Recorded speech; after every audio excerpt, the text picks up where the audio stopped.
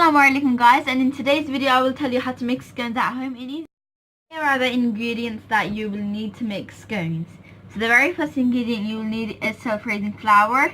You'll need salt.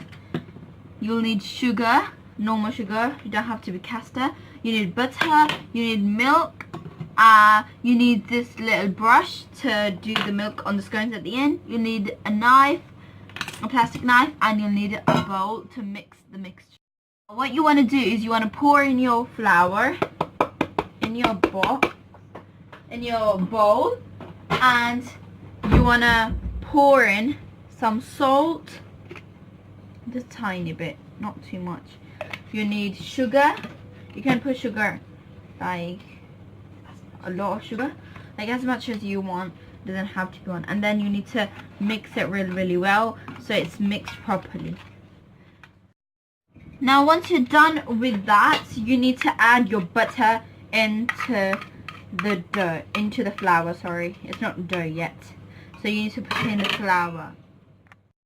And once you put the butter in, what you want to do is you want to make it like this. You want to rub it in like this, and then it becomes